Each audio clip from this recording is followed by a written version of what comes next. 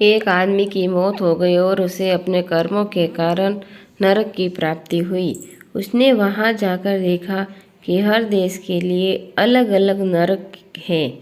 वह अमेरिकन नरक में गया और पूछा, यहाँ आत्माओं को किस तरह पीड़ा दी जाती है।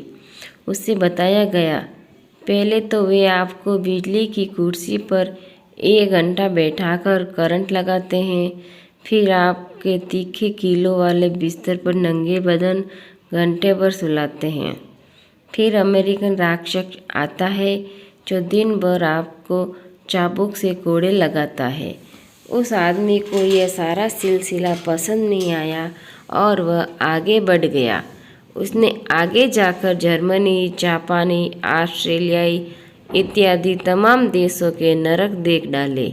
सभी में जैसी सज़ा अमेरिकन नरक में दी जाती थी, लगभग उसी किस्म की सज़ा नरक में आने वाले सभी आत्माओं को दी जाती थी। हाँ, धरती पर किए पापों की गंभीरता के आधार पर समय में कुछ कमी बेसी जरूर हो जाती थी। घूमते घूमते वह आखिर में भारतीय नरक में पहुंचा। वहाँ उसने देखा कि नरक में प्रवेश के लिए आत्माओं की हजारों मील लंबी लाइन लगी है। आश्चर्यचकित होता हुआ उसने पूछा कि यहाँ किस किस्म की सज़ा आत्माओं को दी जाती है, जिसके कारण इतनी लंबी लाइन लगाई है।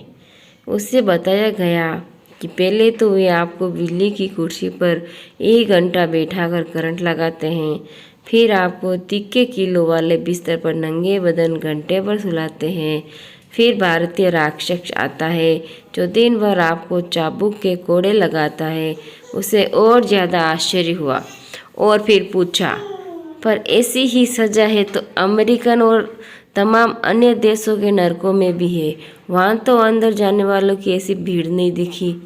किसी ने उसकी जिज्ञासा शांत की, चूँकि यहाँ भीड़ के कारण बदहाली है, मेंटेनेंस बहुत घटिया है, बिजली आती नहीं, अतः बिजली की कुर्सी काम नहीं करती।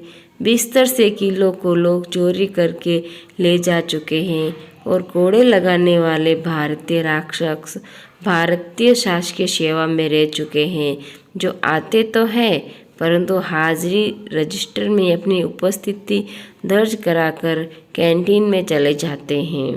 दोस्तों, आपको मेरी ये कहानी कैसी लगी? अगर अच्छी लगी है तो मेरे चैनल को लाइक, शेयर और सब्सक्राइब जरूर करें। धन्यवाद दोस्तों। राधे राधे, जय श्री कृष्णा।